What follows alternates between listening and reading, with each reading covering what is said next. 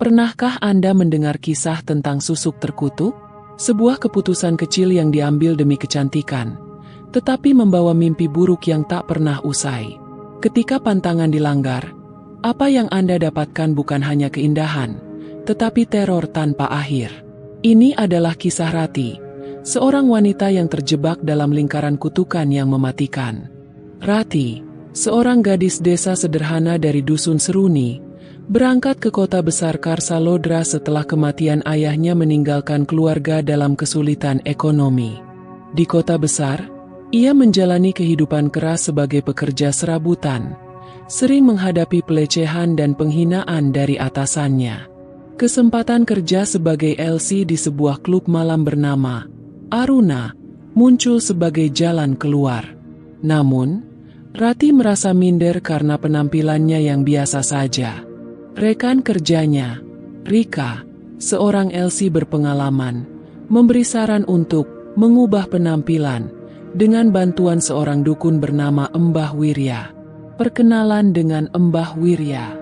Dengan enggan, Rati menemui Mbah Wirya di sebuah rumah tua di pinggir kota yang terkenal dengan aura mistis.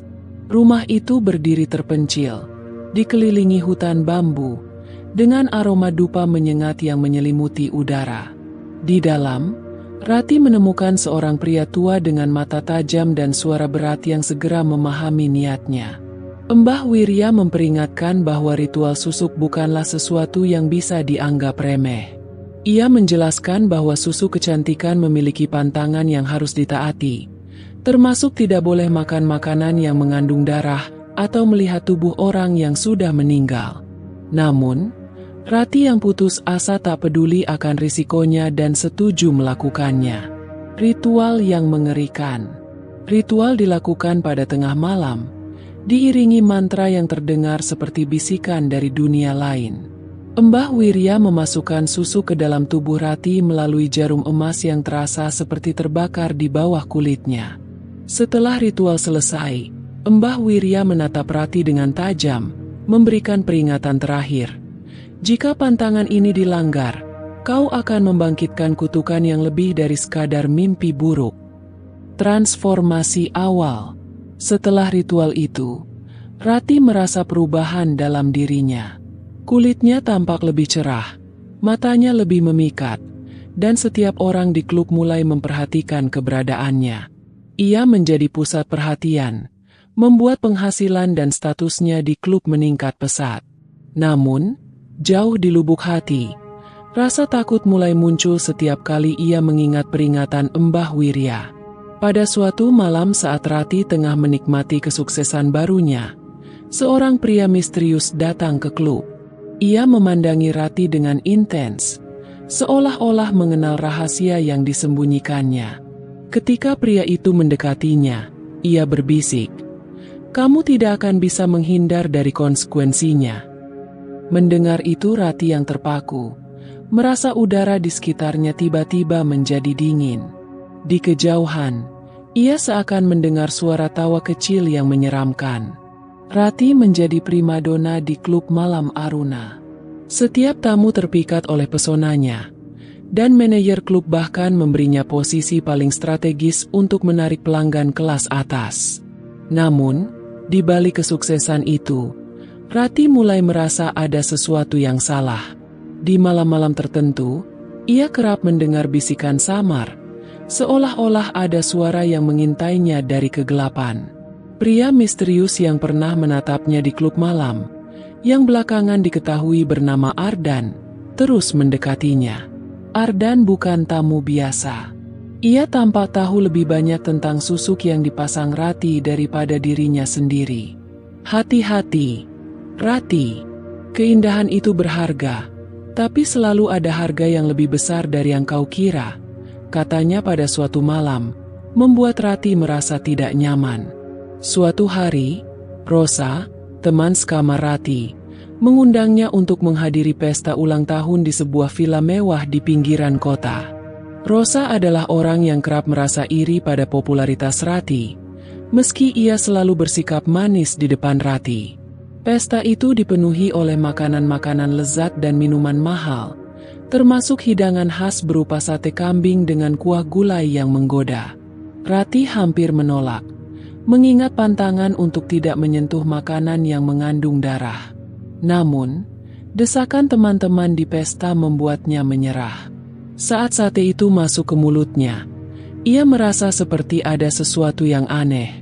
Aroma daging itu tercium berbeda, bau logam tajam yang menusuk hidung. Ia menelan dengan rasa cemas, tetapi memutuskan mengabaikannya demi menjaga suasana pesta tetap ceria. Setelah pesta, Rati mulai merasakan perubahan yang mengerikan pada tubuhnya. Kulitnya yang cerah tiba-tiba terasa gatal dan kasar di beberapa tempat. Ia juga sering mendengar suara berbisik di tengah malam, suara yang menyerukan namanya dengan nada mengancam. Suatu malam, saat ia berkaca, Rati terkejut melihat bayangan samar seorang wanita berkebaya kuning berdiri di belakangnya. Ketika ia menoleh, tidak ada siapapun. Namun, suara tawa kecil yang menyeramkan menggema di dalam kamarnya. Rati menemui Mbah Wirya dengan penuh ketakutan. Ia menceritakan kejadian di villa dan penampakan wanita berkebaya kuning. Mbah Wirya langsung menyadari bahwa pantangan susuk telah dilanggar. Ia menjelaskan bahwa susuk yang dipasang pada tubuh Rati berasal dari arwah seorang wanita yang mati dalam dendam. Melanggar pantangan berarti membangkitkan arwah itu. Mbah Wirya memberinya satu peringatan terakhir. Kau harus melakukan ritual pembersihan sebelum arwah itu sepenuhnya menguasai hidupmu. Jika tidak, hidupmu akan menjadi miliknya.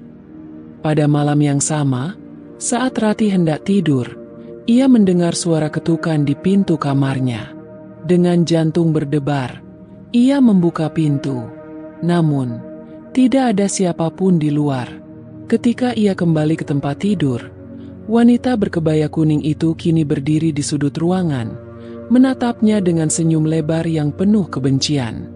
Rati mencoba berteriak, tetapi suaranya tercekat di tenggorokan.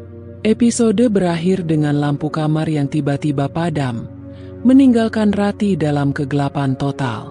Lanjut ke episode 3. Setelah malam mengerikan itu, Rati mulai merasakan kehadiran sosok wanita berkebaya kuning di mana-mana.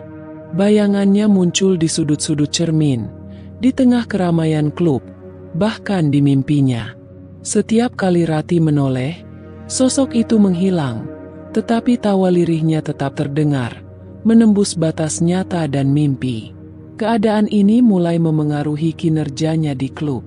Ia kehilangan fokus, sering terlihat linglung, dan tak lagi memancarkan pesona yang sebelumnya membuat semua orang terpesona.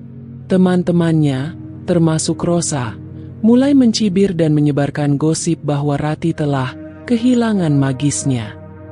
Rati kembali menemui Mbah Wirya, yang kali ini terlihat lebih tegang dari biasanya. Mbah Wirya menjelaskan bahwa arwah wanita berkebaya kuning yang menghantui Rati adalah Sukmasari, seorang perempuan yang dulu dibunuh dengan keji oleh suaminya, dan jasadnya dikubur tanpa ritual yang layak. Susuk yang digunakan Rati ternyata berasal dari energi jahat Sukmasari, yang menjadi semakin kuat setelah pantangan dilanggar. Mbah Wirya menyarankan ritual pembersihan yang sangat berisiko. Rati harus membawa persembahan ke tempat Sukmasari meninggal, sebuah kuburan tua di tengah hutan angker. Ia juga harus meminta maaf langsung kepada arwah itu, meski peluang untuk selamat sangat tipis. Dengan rasa takut yang luar biasa, Rati memutuskan untuk melakukan ritual tersebut. Ardan, pria misterius yang seolah tahu segalanya, menawarkan bantuan untuk menemaninya. Awalnya, Rati curiga terhadap niat Ardan, tetapi ia merasa tidak punya pilihan lain. Mereka memulai perjalanan ke hutan angker yang disebut hutan larang lindu. Malam itu gelap gulita, dan udara terasa berat.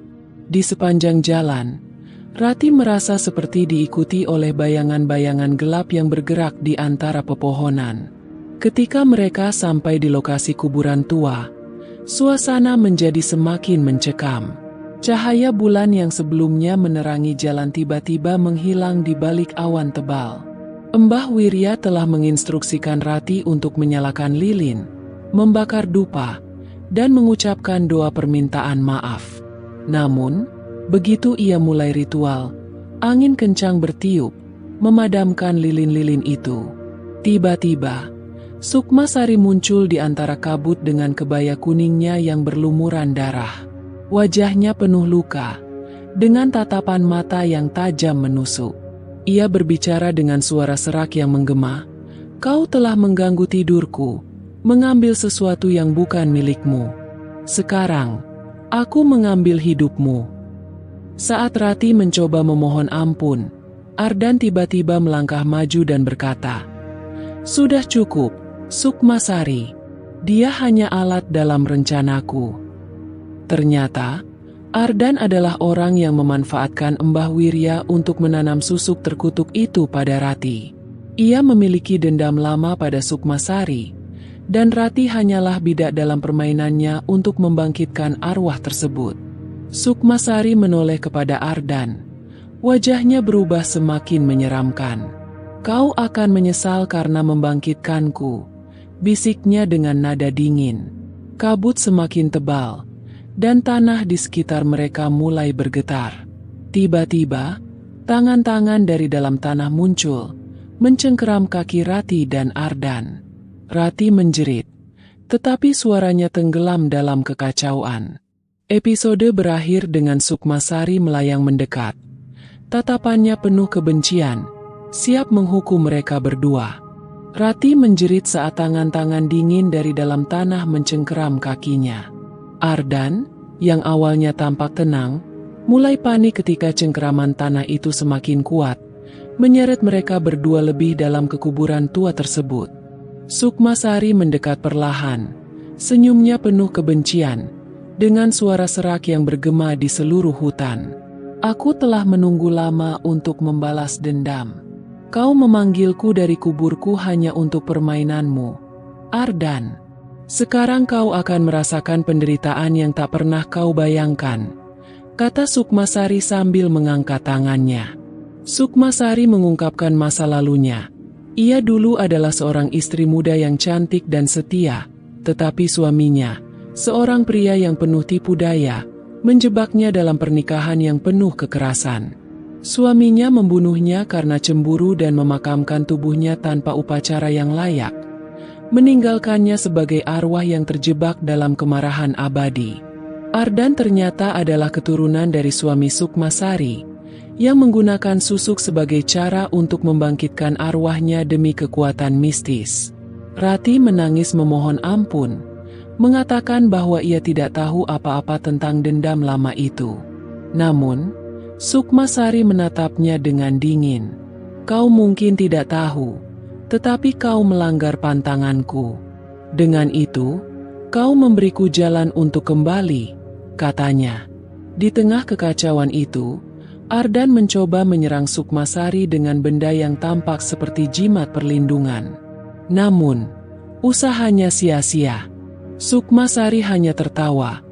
Suara tawanya menggema seperti jerit penderitaan ribuan jiwa. "Kau pikir bisa mengendalikan aku? Kau tidak lebih dari manusia lemah," katanya sebelum mengarahkan energinya pada Ardan. Tubuh Ardan tiba-tiba bergetar hebat, dan ia mulai berteriak kesakitan. Dari tubuhnya, keluar asap hitam yang pekat, seolah-olah arwah Sukmasari sedang menghisap nyawanya. Dalam hitungan detik, tubuh Ardan terjatuh ke tanah, kaku dan tak bernyawa. Kini tinggal Rati, yang gemetar ketakutan, menghadapi Sukmasari sendirian. Sukmasari mendekatinya, dan dengan suara yang lebih lembut tetapi sama menakutkan, ia berkata, "Aku seharusnya menghukummu juga, tapi kau adalah korban dari permainan keji mereka." Namun, Sukmasari memberi syarat. Jika Rati ingin selamat, ia harus menyelesaikan apa yang telah dimulai, memberikan pemakaman yang layak untuk arwah Sukmasari. "Jika kau gagal, aku akan kembali, dan kau tidak akan memiliki kesempatan kedua," ujar Sukmasari sebelum perlahan menghilang ke dalam kabut. Setelah Sukmasari menghilang, Cengkeraman tanah yang memegang kaki Rati perlahan melonggar. Rati terjatuh ke tanah dengan tubuh gemetar. Saat ia mencoba bangkit, Mbah Wirya tiba-tiba muncul dari balik pepohonan. "Kau masih hidup? Berarti kau diberi kesempatan," kata Mbah Wirya dengan nada berat. Ia memberitahu Rati bahwa pemakaman Sukmasari harus dilakukan sebelum bulan purnama berikutnya, yang hanya tinggal 3 malam lagi. Jika gagal, arwah Sukmasari akan menjadi semakin kuat dan tak terkendali, dan Rati akan menjadi korban pertama. Rati pulang ke kamar kosnya dengan perasaan campur aduk, tetapi ia menemukan sesuatu yang membuat darahnya membeku. Di cermin kamarnya, tertulis dengan darah, "Jangan coba lari, aku menunggumu." Rati menatap cermin itu, sementara bayangan Sukmasari muncul sekilas di belakangnya. Dengan hanya 3 malam tersisa sebelum bulan purnama, Rati harus segera melakukan pemakaman layak untuk Sukmasari. Bersama Mbah Wirya, ia mempersiapkan segala keperluan untuk ritual terakhir. Namun, Sukmasari tidak membuat segalanya mudah. Rati terus dihantui oleh penampakan mengerikan dan bisikan-bisikan yang mengancam, membuatnya merasa terjebak dalam batas tipis antara kenyataan dan kegilaan. Setiap malam, rasa takutnya semakin menjadi. Di satu malam, ia terbangun dan menemukan rambutnya diikat simpul-simpul rumit yang tidak pernah ia lakukan. Malam berikutnya, ia mendengar suara langkah berat yang berputar-putar di luar kamarnya, meskipun tidak ada seorang pun di sana. Dengan petunjuk dari Mbah Wirya, Rati mengetahui bahwa tubuh Sukmasari dikubur di sebuah ladang jagung yang kini telah menjadi kompleks perumahan kosong di pinggiran kota. Mereka harus menggali tanah di sana untuk menemukan jasad Sukmasari, yang kemudian harus dibakar sesuai ritual tradisional agar arwahnya bisa tenang. Rati dan Mbah Wirya pergi ke lokasi di malam kedua menjelang bulan purnama. Suasana di kompleks itu begitu sunyi dan gelap, hanya diterangi oleh cahaya redup dari senter mereka. Ketika mereka mulai menggali tanah di lokasi yang disebutkan, Rati mendengar suara tawa lirih Sukmasari, membuat bulu kuduknya berdiri. Setelah beberapa jam menggali, mereka akhirnya menemukan kerangka manusia yang terkubur dangkal dengan kain kuning lusuh membalut sebagian tulangnya. Saat itu, angin kencang tiba-tiba berembus, dan suasana menjadi semakin mencekam. Malam purnama tiba, dan Rati bersama Mbah Wirya membawa kerangka Sukmasari ke lokasi ritual, sebuah tempat pemujaan tua di tengah hutan. Mereka menyalakan api unggun besar dan menyiapkan persembahan berupa bunga melati, minyak wangi, dan dupa. Rati memulai ritual dengan membaca doa yang diajarkan Mbah Wirya. Saat api mulai membakar kerangka Sukmasari, suara jeritan nyaring menggema di sekitar mereka. Bayangan Sukmasari muncul di tengah kobaran api. Wajahnya tampak lebih marah dari sebelumnya. "Kau pikir ini cukup untuk menenangkanku? Kau belum sepenuhnya membayar apa yang telah kau lakukan," ujarnya dengan nada penuh dendam. Sukmasari muncul dalam wujud penuh, mengenakan kebaya kuningnya yang kini bersinar dalam warna darah. Ia mendekati Rati, mengulurkan tangannya, dan berkata, "Jika kau ingin aku tenang, berikan sesuatu yang lebih berharga dari nyawaku, berikan rasa bersalahmu sepenuhnya." Rati, yang telah berada di ambang keputusasaan, akhirnya mengakui semua kesalahannya. Ia mengakui bahwa keputusan memasang susuk adalah bentuk pelariannya dari harga diri dan rasa percaya diri yang hilang. Dengan penuh tangis, Rati memohon ampun kepada Sukmasari, berjanji untuk tidak lagi menggunakan cara-cara terlarang demi mendapatkan kehidupan yang ia inginkan. Melihat ketulusan Rati, Sukmasari akhirnya melunak. Wujudnya mulai memudar, dan ia mengucapkan kata-kata terakhir sebelum menghilang. "Hidupmu adalah kesempatan kedua. Jangan sia-siakan." Saat kerangka Sukmasari terbakar habis, api unggun perlahan padam, meninggalkan keheningan yang mendalam. Angin malam yang sebelumnya terasa dingin kini berubah hangat, seolah memberi tanda bahwa arwah Sukmasari telah menemukan kedamaian. Beberapa bulan setelah ritual itu, Rati memutuskan untuk meninggalkan kehidupannya di klub malam. Ia kembali ke desa dengan tekad baru untuk menjalani hidup yang lebih sederhana, tetapi penuh makna. Meski bayangan Sukmasari tidak lagi menghantuinya, pengalaman itu meninggalkan bekas yang tak akan pernah ia lupakan. Di malam-malam tertentu, ketika bulan purnama bersinar terang, Rati sering duduk di bawah pohon rindang dan memandang langit. Dalam hatinya, ia selalu mengingat pesan Sukmasari, bahwa kecantikan sejati berasal dari kejujuran dan keberanian untuk menerima diri sendiri. Tamat. Terima kasih sudah menonton cerita sampai detik ini. Jangan lupa untuk like dan subscribe agar tidak ketinggalan cerita seru lainnya dari channel Cathy Alone. Sampai jumpa di video berikutnya.